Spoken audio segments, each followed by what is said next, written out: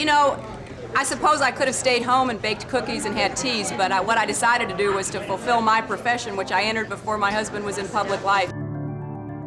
Hillary Clinton has been a major political figure my whole adult life. I have been covering her in one way or another since I became a journalist. And no politician I've covered has left me so confused. There's the Hillary Clinton I watch on the nightly news and that I read described in the press. She gets described as cold, unlikable, one of the most robotic statements I've ever seen. Calculating, manipulative. Hillary Clinton is a stiff. She's not a great campaigner, and the private email server and the Goldman Sachs paydays, they frustrate even the people who like her most. Polls show most Americans doubt her basic honesty.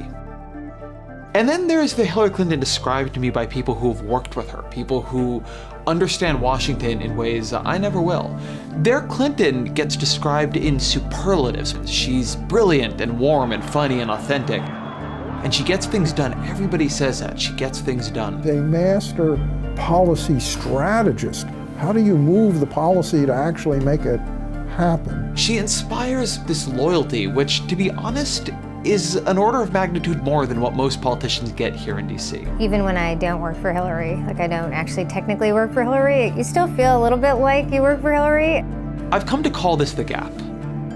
And I spoke to dozens of her colleagues, going back to her time in college, in the Arkansas governor's mansion. Everybody who's worked with her acknowledged the gap. And so does Hillary Clinton herself. It's always amusing to me that when I have a job, I have really high approval ratings when I'm actually doing the work. And then I seek a job, I run for a job, and, all of the discredited negativity comes out again, and, all these arguments and attacks start up. And so after interviewing Clinton, I interviewed all these people who have worked with her, who know her, people who like her, people who have clashed with her, and I asked every one of them the same question to begin.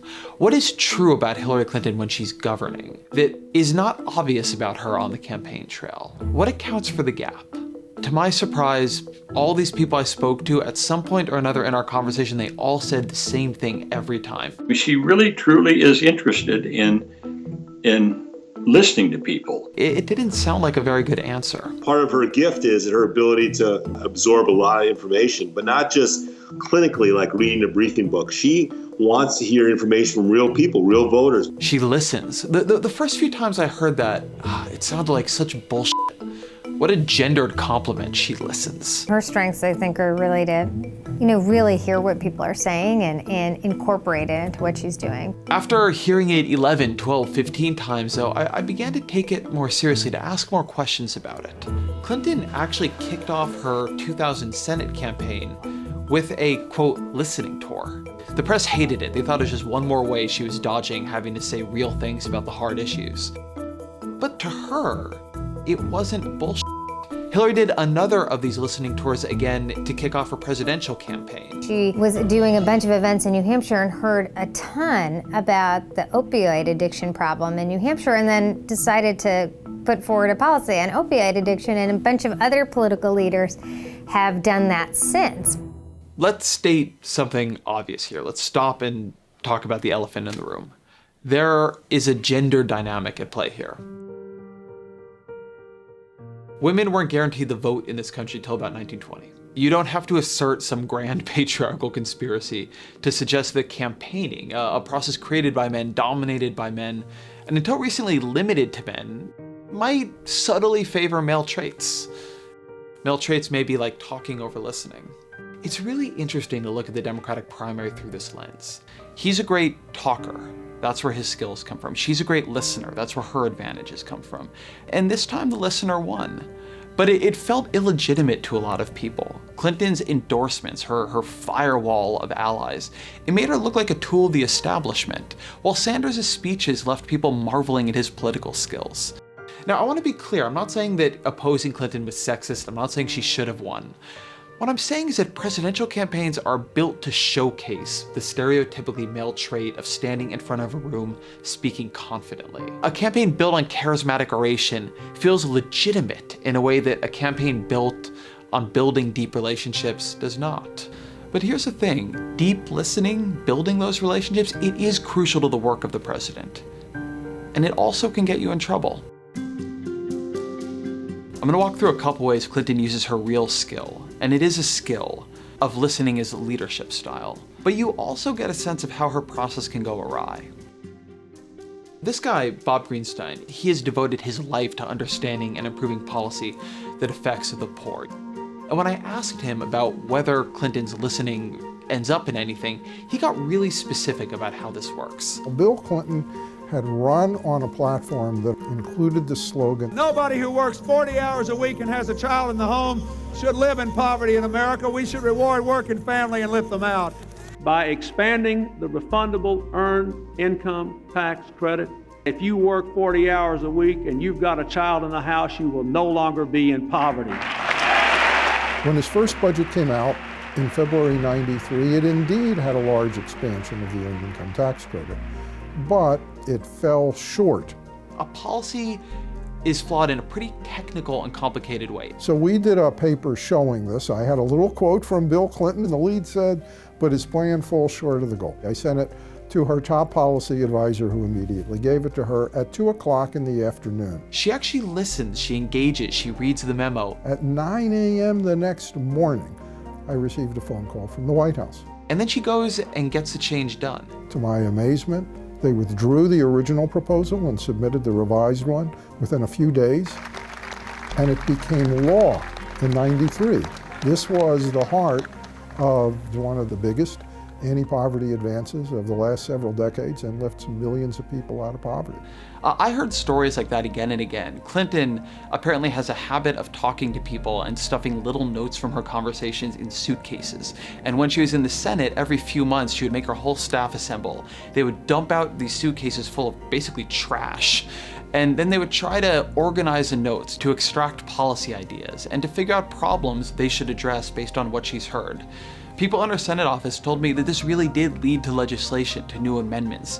You can't understand her without understanding this part of her process. I think one of Hillary Clinton's real gifts is her ability to listen to you, shut up, not talk, not sit around and just tell me what I want to hear, and just blather on and on, which many of my friends who have been in the political world do. She basically hears, thinks, and then talks about where her views are, and you don't walk away feeling like I just wasted an hour of my time. I heard another story about her at the State Department, that when she came in there, she had to win the trust of all this career staff, people who didn't know her, who hadn't come to work for her. And one thing she would do is invite these diplomats and researchers to big meetings, and then she would reference something they had written deep in an obscure memo years ago. And they were thrilled that a Secretary of State was actually digging into their work. And it helped her win over a lot of support in the building. They felt respected. One reason people liked working for her, a reason she has a very loyal staff, even among people who don't work for her anymore, is that they feel she listens to them, takes their advice, reads their memos. A lot of politicians don't. Clinton uses listening in a very real way to win over allies. In 2000, when she got to the Senate, she was already a very polarizing figure. Trent Lott, the majority leader during Bill Clinton's impeachment trial, he first said that she would be one of 100 senators and they wouldn't let her forget it. A few years later, they were teaming up on hurricane relief. And it wasn't just Lott. In 2006, the New York Times tallied her weird alliances. It was Tom DeLay on foster children, Newt Gingrich on healthcare, Bill Frist on medical records, Bob Bennett on flag burning, Rick Santorum around children's exposure to graphic images, John Sununu on SUV taillights, Mike DeWine on asthma. And the way she did it, again, was listening. She surprises people who expect to hate her by being really friendly and by paying close enough attention that she's able to figure out where they can collaborate. But a process based on listening doesn't always get you to the right answers. You have to listen to the right people, for one thing. And Clinton sometimes doesn't. I will take the president at his word. It's part of how she ended up voting for the Iraq War. She listened to people who were giving her the wrong intelligence and whose appetite for war was maybe stronger than she thought it was.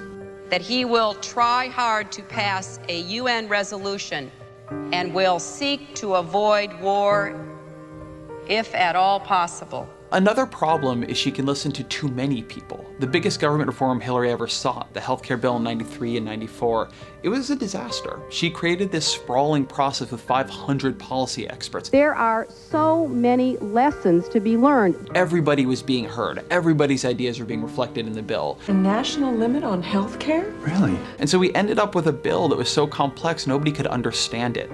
You can hear this in her speeches too. Her speeches often feel like a laundry list to people, and that's because so many different voices are in them. Consensus in that way can become an enemy of inspiration. There's gotta be a better way. Listening can also be a way of delaying tough decisions. Joshua Green in The Atlantic did an exhaustive review of communications from within her 2008 campaign for president, and he concluded that aides routinely attacked and undermined each other, and Clinton never forced a resolution. Clinton's loss derived not from any specific decision she made, but rather from the preponderance of the many she did not make. There is, however, one group Clinton never listens to, and that is the press. In some ways, her distrust here is understandable. There's been an incredible long history of media-fueled scandals that have amounted to very, very little. Today, the House Select Committee on Benghazi finally released its 800-page report on the attack. After a 2-year, $7 million investigation, the 8th investigation to date, the authors of the report make no new accusations and provide no new evidence of wrongdoing against the former Secretary of State Hillary Clinton. But in our interview, she also seemed blind to the fact that her own behavior is correctly under a brighter spotlight. I mean, a democracy relies on the glue of trust. There's got to be that rock solid belief that this transaction between us as voters and citizens rests on something deep and sacred. And I don't know how we get back to that. If she's not worried about trust, a start might have been turning down Goldman Sachs' 2013 offer to accept $675,000 for 3 speeches. Did you have to be paid $675,000? Well, I don't know. That's what they offered. That was 2013. People already didn't trust Goldman Sachs. I think she sees the loss of public trust in her as caused by the same forces led to the loss of public trust in everything else. A press corps obsessed with controversy, uninterested in substance, and incapable of policing the boundaries of decency and truthfulness. And look, I'm a member of the press. I will cop to some of that. But Clinton's explanation here has become a rationalization. She has lost sight of the bar she should be held to, and she now plays a little bit loose with the public's trust herself. I did not email any classified material to anyone. 110 emails in 52 email chains have been determined by the owning agency to contain classified information. Now, it's not the press who will be Clinton's toughest opponent if she wins. She gleefully called Republicans enemies she was proud to make. You've all made a few people upset over your political careers. Which enemy are you most proud of? Probably the Republicans. And when I asked her if she regretted that comment, because she was saying she worries about all the negativity in politics, she kind of said not really. Not very much. I mean, you can go back and look at how I've worked with Republicans. But you know, they say terrible things about me, much worse than anything I've ever said about them. That just seems to be part of the political back and forth now. Now, it's interesting and weird what Clinton said there. She doesn't apologize. She says Republicans say worse about her, but she says she will nevertheless be able to work with Republicans. I think I have a very strong base of relationships with them and evidence of that. And what's weird is there's some evidence of that, actually. You can hear in her approach to working with Republicans a gentle critique of Obama. His approach is summed up by this 2013 joke he made about Mitch McConnell. Of course, even after I've done all this, some folks still don't think I spend enough time with Congress. Why don't you get a drink with Mitch McConnell, they ask. Really?